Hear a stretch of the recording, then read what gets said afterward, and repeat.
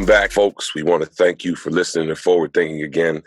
We have a special guest for you today, Mr. Bomani Jones, journalist, thinker. That's a title I put on him. A longtime ESPN host, social commentarist. We want to welcome him to our show. Bomani, thank you for coming, man. No, I appreciate it. The wild part is that I've been doing this long enough to be a long time anything. Like, I heard you say that, and I was like, no, it fits. Like, this is kind of what it is now.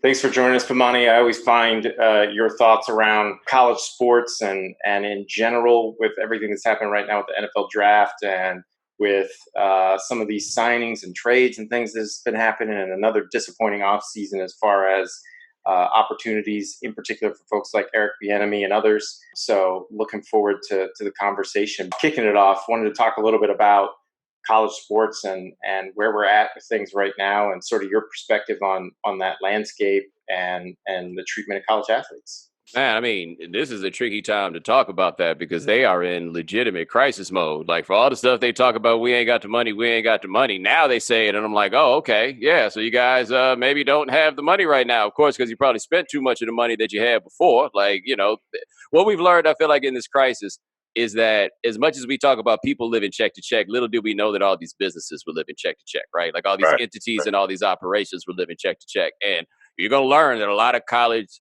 athletics programs were living check to check. Like they always said that if they had to pay players, they'd have to get rid of all these other programs. And we're starting to see now they're starting to get rid of these programs before this other stuff has even come up. Like they're in a dicey place, but none of that has anything to do with whether or not you need to treat the players fairly. You know, right now, you know, the real concern is, are they going to put them out there on that track to get that money in spite of whatever the health concerns are? Because everybody's money is in peril right now. Right. Now, do you think that's a part of sort of what because they haven't been able to spend the money on players, so they've ballooned in other areas, right? You got 4, 5, 6 athletic directors in one department and 8 different levels of employee, secretaries and all these different things. Like, do you think it's because the money has gone there? Now, all of a sudden, it's like, well, man, we've got to get rid of all of these extra employees because that's who's being cut, right now in terms of the college sports? Yeah, I think that's a big part of it is that, look, they had the money to blow. And since they had the money to blow, they were trying to put it in people's pockets. But one place they put it in people's pockets that I need to do more research on, but this seems like a worthy hypothesis. A lot of these programs are carrying heavy debt loads for stadium construction. And they kept doing all this stuff to make the stadiums bigger and to keep adding seats. But guess what? Even before this happened, attendance was down. Like the trend of going to stadiums was going away. But they put all this money into these stadiums, and those bills are coming due. And so that's why now they're coming back and looking at all these athletic directors and everybody else, and they're kind of like, hey, we could have you. That's why we had you. But if somebody's got to go, it's going to be you. Like, it's going to be a long time before they start, like, firing football coaches, right? Like the assistant strength coach, you're still good. You ain't got nobody to work out with right now. Don't matter. You are still good. But you over here working with the tennis program, you don't know about that. And we've already had UC cut soccer, Old Dominion's cut wrestling, so we are starting to see that first level of Division I programs starting to cut sports. We're seeing Boise State furloughed all employees that were being paid more than $40,000, even in the athletic department. So I think you're spot on. And coming out of this, do you see a reset on compensation for college coaches and administrators? Boy, we're going to learn a lot, right? Because in theory, we should, right? In theory, everything should dial back and they should have to get some money back from these coaches on these exorbitant deals they have. Like the one thing we're going to see a reset on is buyouts. Like that's where we're not, a whole lot of teams going to be stuck with coaches they don't want for a little while right now because they're not going to be able to afford to get that money back. So in theory, I would think that at some point, you'll see a reset. Like Dabo Swinney, his money ain't going back, right? And I think he can make an argument that his money shouldn't go back. Saban's money, that's not going to wind up going back. But the days of these cats getting raises for going 7-5, oh, no, baby. This is over. Like, you're going to have to ride these deals out. I'm very curious how many things they're going to try to do to avoid having to do that. Because, like, to me, I feel like when we talk about all the money these coaches are making, we don't put it in the context properly of the cost of living of where they are. So, like, we're not talking about somebody making $5 million a year to live in New York City, right? You're making $5 million a year to live in Stillwater, Oklahoma, man. How much money you need? Like, what are we talking about? Like, did you see that picture last night? I mean, he's not a college coach anymore, but that picture last night at Cliff Kingsbury at his house in Phoenix during the draft. Right. Number one, I love the fact that Kingsbury was dressed for a day party, right? He's like, yo, they be looking at me all the time. I'm always ready. But in Phoenix, you can get a house like that for a not ridiculous amount of money, like what we're seeing ridiculous in New York. You could get something like that. These cats in these college towns, man, it doesn't take all this money to be able to live like a king in any of those places. That's a good point. See, that's my thing now, right? It's like the players are more aware. When I was in college 20 years ago or whatever, it's crazy that it was that long ago. But I didn't see, like, I saw our coach driving a Jaguar or whatever. It was like, oh, okay, coach got a Jaguar. I think because now information is out there, these guys are now questioning, hey, why is coach doing this and doing that? And they're living in these same places. The coach has got, $5 million in salary. The players got cheeseburgers and hot dogs, after a game. So I just think we're in a very trying time. What do you think about, what does this do for the landscape of coaching in terms of employment opportunities for African Americans? Does it make it more difficult now? I believe it just made it much more difficult. Oh yeah. You just got a whole nother excuse, right? The only place where it could help black coaches is in a way that doesn't help. But if you believe in the argument, a job is better than no job, then you think it's a help. Where you always notice, man, when the athletic program is a little low on their dough, right, or they're in a little bit of a pickle, now all of a sudden it's time for a commitment to diversity. That's what I was thinking. Right. There's gonna be some cats getting offered some jobs that they don't want. Right? Like, I remember once, I think it was about 10 years ago, both of the Division I football programs in New Mexico had black coaches, right? Michael Oxley coached one, Dwayne Walker coached the other. And I can't remember which school it was. I think it was New Mexico State where Walker was. Things were so bad that they were putting out an ad in the newspaper asking the community to donate snacks, like trail mix, so the kids could eat, right? Like coming into bowl season and stuff like that. That's the kind of job that they offer black people, right? Where you got to go out and beg for food. So when some of these places just have it where because of scandal or something, they have to fire somebody. Right. Oh, yeah. They'll call us then. Right. Yeah, because the scale will be low and they'll say no. Right. And they don't want to insult no white man by offering them a job they know is a loser. Right. Like that gets you kicked out the club. In terms of the university spend and in this movement now towards, continued expansion of rights for college athletes, do you think this helps or hurts, or is it really indifferent to the overall conversation around how and when college athletes should receive some form of compensation? I think there's a strong argument for helps because what is this doing to the money for the booster class, right?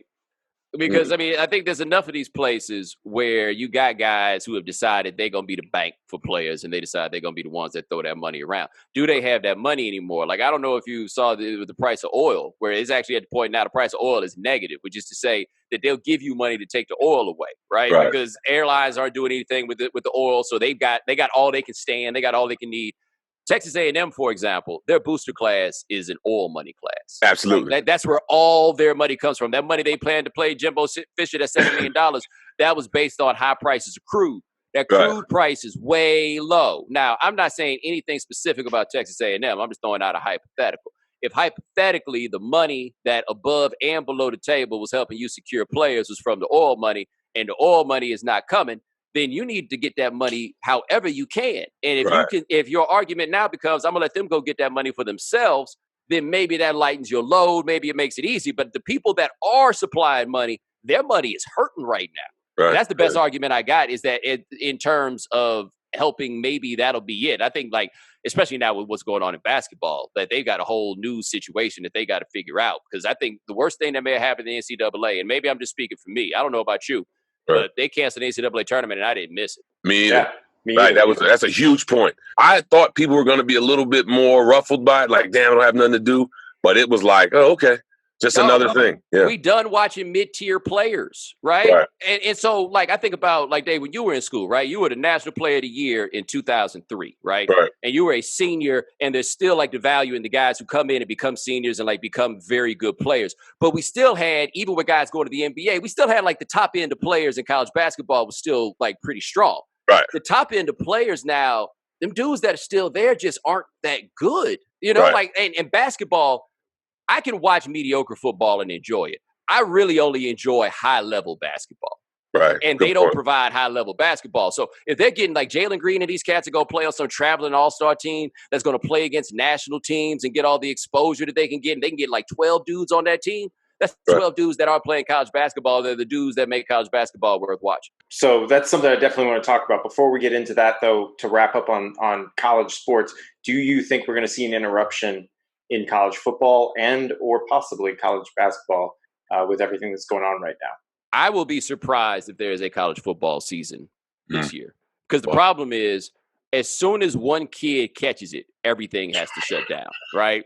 As soon as one state says, we can't do this here, then nobody else is going to be able to do it. Like I was laughing at the draft last night as they, figured out how to do it, and that was all real interesting. Get ready if next year's draft comes around and they have to evaluate everybody off of their junior and sophomore tape. Ooh. Because these dudes, I just don't think there's going to be a college football season. Like, it's going to be amazing as they try to figure out who in the world they're supposed to draft. Like, they might be able to have like a real draft by the time that comes around, but it's just hard for me to think that like the state of California, for example, is going to open the doors and allow for, college football team has 100 people on it. Right. Right? Like, you can't social distance at all under those settings. Are you going to be able to bring these boys on campus if the rest of the student body isn't there and you still sell the idea that they are students? You're not going to be able to do that. And so for that reason, I just don't think that they're going to be able to have this season. And, oh boy. So what you're saying is you're talking about a doomsday, apocalyptic kind of moment for college sports. Because if you're talking about losing college football, and I said this, I've been to a Virginia Tech game. And I'm telling you, 60,000 people just outside. You're walking through thousands and thousands and thousands of people. You don't know who's been where. I just couldn't see that environment. But if college football doesn't exist for, the nature of sports, you're talking about a major shift. Yeah, it is. It is. Look, first of all, I want to be clear about one thing. I understand all these people with money trying to get everybody out here to go back and get this money, right? Because if your job is getting money, the people who ask you to get money ain't really trying to hear no excuses, right? Like David West, we need you to guard Shaq. Shaq ain't bigger than me. All right, cool, but I need you to guard Shaq, right? And you're like, I can't guard him without fouling. Well, then I guess you're gonna be fouling, right? That's the same thing with these guys, right? Like everybody, like the money goes down. Everybody needs the money to a degree. They're gonna try everything they can to get the money. And when I hear people talk about like the economies that are around these programs, that is all very true. They're gonna be a lot of regular people who catch L's off of this. There are a lot of players who honestly are better off being on a college campus than in the environments that they are in previous. All of these things are true. But if the governor says we're not doing this, then we're not going to do it. You saw what happened to old buddy in Georgia who was like, we're going to send everybody back outside, right? And then he talked to the president that night, and the president was like, way to go. And then the next day, the president was like, nah, you shouldn't do that. Right. Right? Do you want to be that next guy to come out here and make that call? Nobody does. Wow. So what does college football look like a year from now with the missed season? I fear that it looks like a lot fewer programs than we had before. Like a lot of these programs are taking losses because they just think it's a big deal to have a college football program. Like these newer programs that have popped up. Yeah. It's kind of like NBC with the Olympics, where NBC normally does not make a monetary profit off of the Olympics and the billions of dollars that they pay. But what they do is they put all the advertisements for the fall season. Right. And so it becomes imaging for everything else they do. And that's the way a lot of these programs have treated college football, where they don't get enough people. They don't need to make it a money maker. They don't have a TV deal to make it a money maker, but they get to tell people we got a football team, and that makes them seem like a bigger deal. I don't see how those programs are going to be able to survive if they don't have the revenue that's coming in. Like in a sad way, as an HBCU grad, I worry about forget about the programs. I worried about schools. I'm not sure how many of them are going to be able to open their doors back up. And so I think that the programs that are at the top are absolutely going to be able to survive because they're insulated a little bit better from this. But some of these programs that are down at the bottom, like what's going to happen with the Pac-12 and all the money issues that they generally have and the terrible television deal that they generally have? How is Washington State or Oregon State supposed to keep this going under these circumstances? So Colorado, that's like been dying of the same heart attack and having the same money complaints Right, for decades, right? Right. I don't know what they are supposed to do. Like I've always said, when it's time to pay players, like people did need to be honest. They're like, well, if we couldn't pay players, we won't be able to have a wrestling team. But my thing is, all right, we're just not going to have a wrestling team, right? But we do need to be honest. You probably would lose the wrestling team. So to put it in context, because I think a lot of people think of college sports still as this sort of amateur, homely thing. The loss of March Madness was about $1.1 billion through the TV revenue just for those 16 game days. Right. College football generates, depending on whose numbers you believe, between $8 to $10 billion annually. Wow. So the loss of that, like again, we're talking about 8 to 10-fold monetary impact on these institutions. And to your point, particularly with the mid majors, HBCUs, lower end Division I schools, sometimes their budgets are comprised of 80 to 90% based off the revenue they generate from basketball and football. Yeah, like that NCAA tournament part in particular, where for the NCAA itself is something like not 100% of their revenues, but it's in the high 90s. Like that's where they get all their money from. Right. Exactly. I don't know what they're supposed to do right now. Right. So I know that there's also the idea out there that college football could get pushed into the spring as opposed to a fall semester thing. I'm not even sure that would be able to be pulled off, but it's certainly a space worth watching. I mean, they go try. I could not blame them. Like if I worked in college football every day, everybody that works here, your job's to figure out how we gonna do this. Right. You heard Mike Gundy, right? He says these boys are 20, 21, 22. They can get out here and fight this virus. Right. Right. Like somebody's job is to tell him no. But his job is to be like, but what about this? Right. But what about this? Right? Like how are we supposed to be an institution of higher learning that can't nobody figure this out? Right. Right. Get them all in here. We have to figure out how we are going to get back out here. Right. That's a fascinating thing. And now, so circling back to the NBA GL, and for those of you that don't know, Jalen Green got $500,000 plus a whole string of benefits to jump onto this G League adjacent pro academy team. And now we've had Isaiah Todd since commit, and depending on what happens in the next hour or so, we might have Greg Brown being the third player to join the team. How does this shift beyond just the upper talent level, more psychologically for athletes? How does this start to shift their approach to how they are going to reach the NBA? Well, look, man, this generation of young men does not dream of playing college basketball, right? Like, I think that's the biggest the biggest part that's flipped up is this isn't something they've had in their minds is like, this is something that I've always wanted to do. Like you might wind up with some kids, like as an example, some kid that's from North Carolina who always wanted to play for UNC or something like that. And you can sell him on the idea of playing at UNC because he always dreamed of it. And I feel like UNC is really kind of like the school that does this the toughest. Duke is kind of tried to duplicate it. If you're UNC, what you have to counter the idea of going to get paid is you can become a part of this network, right? Like you could become a part of this family. You will know Michael Jordan. Right. You come and you hang out, and you become one of these guys, right? Every dude I've ever talked to who played for Carolina, they've all hung out with Mike at some point, right? Like, because it's a part of it, right? They really believe, like it's not cliche, right? It's player driven, and they really believe it. You can sell them on that. But these other kids, man, if you've been transferring schools every year, basketball became a job for you when you were 14 years old, and you're looking for what's the best basketball job that is available? Oh, this one where they're paying 500 G's, and I can start making some shoe money. And I'm working out under NBA environments, and I'm going to be working with coaches who come from the NBA to get me to the next stop. Right.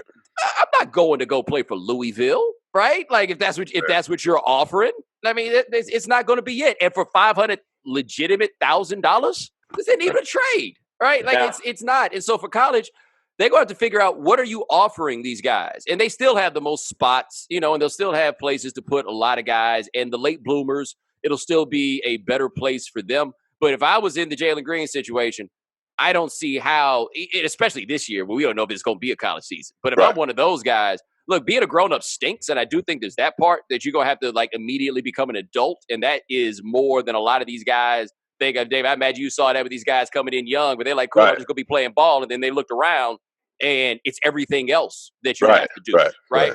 But man, if you paying 500 G's and I got to go somewhere else and struggle, no, man, I'm taking a 5. Now for that next guy. So I mean, again, to layer in some context here, supposedly this is only going to be made available to about 5 or 6 guys at the beginning, and at least for the foreseeable future. Obviously, we'll see how this opportunity develops. But what about that next guy? Like psychologically, what do you think they go through when they don't have that opportunity?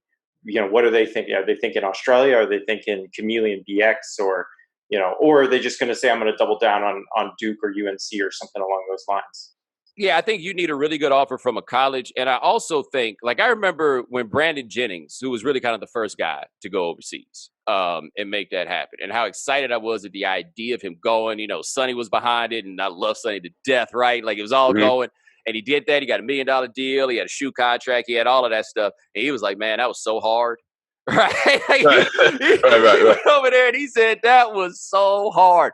But he went because he didn't academically qualify. Like, it wasn't like it was the first thing that was on his mind. And so to me, I look back on it, and I remember I went to college. I was 17 when I got to college, and I accidentally alienated everybody I went to school with, and I didn't realize it. And part of the reason was my parents are college professors, and so I'd always been around college environments, so I was not intimidated by the thought of being in college. Like, I was very comfortable.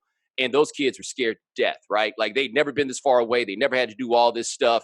And here I am being all obnoxious about all these things or whatever. But I bring that up to say that going to college is a very, frightening time for a lot of people.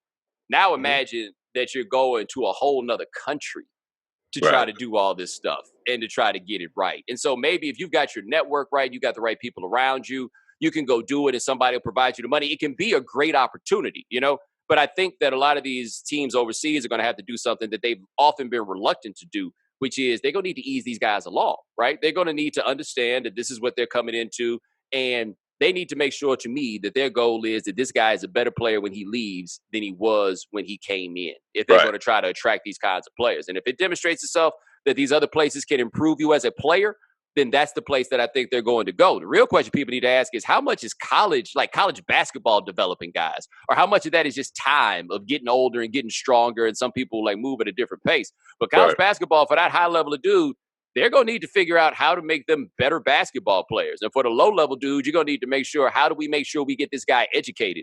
Because these are the things that those two groups are going to need.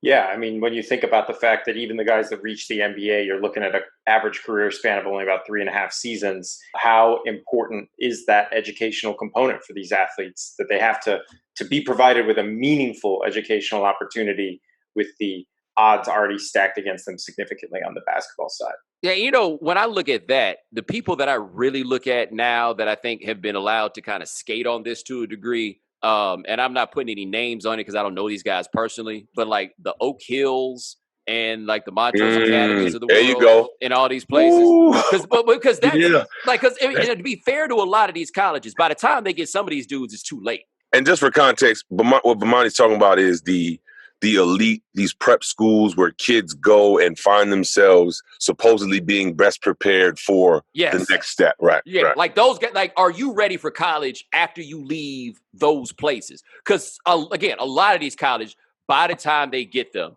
it's what do you expect me to do? Right. I was a TA for Econ, what is now Econ 101 at UNC when I was there. And I got one scholarship athlete. I had a couple of walk-ons, but they ain't really pushing them boys to go take economics, right? They try to stay out. And so I had one, and I remember reading emails from one of them, and I was just like, how are you in college, right? Not even in a snide, judgmental way, but this is not somebody who was ready to be in college, And I think that a lot of these schools in the beginning, they have a responsibility to that. Ross Perot, former presidential candidate, was a polarizing figure in the state of Texas because he was the guy that dared say that if you failed a class the previous grading period, you should not be able to play football or sports in the next grading period. Because people were they were just out there with kids as ringers, just not doing anything and just coming out here and playing football. And that was a divisive issue in the state. The idea that you were going to make these kids actually pass their classes in order to keep on playing.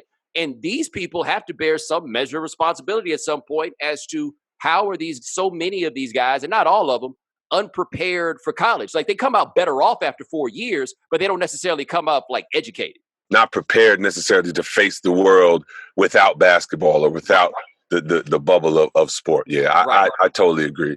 And now, how much of that responsibility do you think is on the players, though? Because I've kind of gone back and forth with guys about this at the NBA level, about the amount of personal responsibility that's supposed to be there. There is, right? And I don't ever want to ignore the idea that you got to put in what the grind is that you're supposed to put in, right? But I believe it is a society's obligation to educate its children. It is not the children's obligation to become educated, right? Education is a public good in the sense that it makes everything better for everybody. Like I always say, when people say they don't want to do this and that to help poor people, I'm like, look, you can give them the money or they can rob you. Right? Like one way or another, they're going to get it from you. Like you pick, right? It is our obligation. It makes everything safer, makes everybody happier. It does all these good things if we do that. And so the players have an obligation, but I have always been of the belief that overwhelmingly, not everybody, but overwhelmingly, if you tell kids that education is important, they will treat it as though it is important. They might not be the hardest workers in the world, but they'll at least acknowledge that this is important. But I feel like a lot of these cats are like, man, it's cool. I'm going to make it to the NBA. Right. And they figure once I get to the NBA, what do I need this education for? Of course, you still need it. Right. Like, but that's their thought process. But I feel like the adults around them are the ones that have to make this abundantly clear. And if it's like, OK, you're not doing the academic stuff you need to do, then you're not going to play ball. And I bet somebody figures it out by then. So is that partially a result of the system, the support network, or everything, the dependency that gets created on a sport? This was something we talked about with Howard Bryant a couple of weeks ago, that it's an element of control that from the very top sports organizations are creating, where basketball, just in this context, we'll stick to basketball, that needs to be the end all be all. And the moment you start having other interests, we're going to question your commitment to the sport. Right. Think about this, right? I don't know if you watched the ESPN broadcast of the draft last night. And I'm not so much throwing shade, but I do think that this is something that you can't ignore. A couple years ago, the tenor of the draft kind of changed. And one thing they're really, really going heavy on is all the hardship that these guys have overcome, right? Like if your cousin died, we're going to talk about it, right? Your little sister died, we're going to talk about it. Whatever it happened to be, your granddaddy, whoever it is, whatever miserable circumstance that you have endured or you have come from is kind of the centerpiece there. But I think it fits into a larger narrative that people tell about like football saving people's lives. And it's, and I feel like, and I don't even know if they're doing this on purpose, but I think implicitly it gives the idea of where would they be without football? Where would they be without this game, right? And we sell that and we give it all the time, and we put that through to people very often. They're like, where would I be without basketball? What would I do without this game? Where would I be? And so when you reinforce that, then the school and the game does wind up having that measure of control. Like one thing you don't hear that much about these days is guys who like quit the football team just to go like be students. You know, that's like, I ain't doing this. You transferring? Nah, man, I'm just going to go like, hang out on the quad with the other kids. Right. Well, they're doing it in the NFL. They're retiring early in the NFL because of their head stuff. But, that's a totally different. But look at who those kids are who are doing it, right? Like it's kids that come from something. That guy, like the Borland kid whose dad runs like a financial services company or something like that. I saw that. Like, what am I doing? What am I doing for $400,000? Are you kidding me? Right. Well, I wish these kids also understood that a 3-year career ain't really going to change your financial life. And that's the part, like what's hard to explain to people is $500,000 isn't a lot of money. No, I mean, it is a lot of money, right? But if you start from zero, $500,000 is not changing your life. Like it's making your current situation better. But $500,000, we take out about $250 for the tax, right? We take out 3% for the agent. We take out everything that you got to do to train and everything else that's on your own dime. And then on top of it, you can't just like go save money on an apartment. You can't just be living in an apartment with any old body. You would do it in the league now, right? Like it's not, and part of it's about status, but part of it is also just about you got cats at your door all the time once they find out that you're the one that lives here. Okay, now you got to get a car. I mean, you could try to go get a Civic and save some money, but you're 6'7", baby, right? This isn't what it's gonna be. Okay, so now that expense winds up being higher. You got some people that you told you were gonna take care of, and they think you got all the millions of dollars in the world, but you don't. But you've agreed to it. So now you're going to give them some money.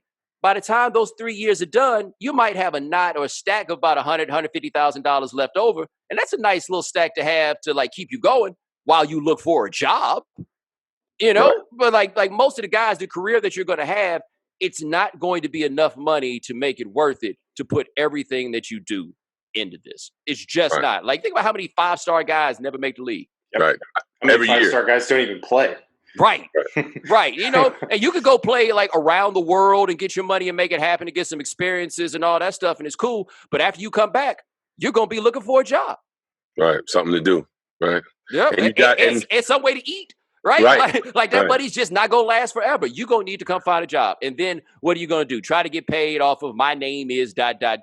You've been playing in Cyprus for the last 4 years, man. Right. We don't know you. So where do you think that where do you think that fine line is? Because on one hand, you want guys to experience or to attempt to get the most out of themselves as athletes. But then on the other hand, you don't want guys to just go over the cliff and say, I'm all or nothing with or without this, with the sport or without the sport. Yeah. So where's the balance?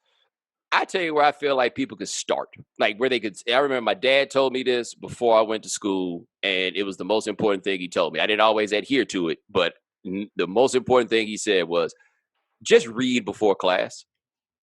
It's like if you read before class and then go to class, you got other stuff to do on top of it, but doing those two things, you will come out so much better off, right? You ain't got to be grinding and studying 10 hours a night or anything else. But if you do that little bit, right, I think you'll wind up being okay in the end. Graduate, don't graduate, whatever it is. You can participate in conversations. You can know what people are talking about, all of those things. That just treat the school stuff like it matters just a little bit, right? And if we could explain to people that, like, you know, we talk about the schools throwing guys into joke majors, and that happens a lot. But in that joke major, you can still learn something, right? You can still figure something out. Right. And I was in one of them, right? Yeah, right. You know what I mean? And what you figure out is, this major, like, it's not engineering necessarily, so I can't point to you exactly where you're going to get the money, but you learn to think about some stuff, right? You learn the game that these people are trying to run on you. At the very least, if you could get that part across, I think that in the end, they wind up being okay. Like a lifetime of financial security isn't promised to anybody. Like, that's not a guarantee. But if all you're going to do is play basketball, and after a certain while, like, some of those hours don't help that much, right? No disrespect. Like, you can shoot 1,000 free throws every day. I bet it'll be the same as if you shoot 500. Right. It's that much different.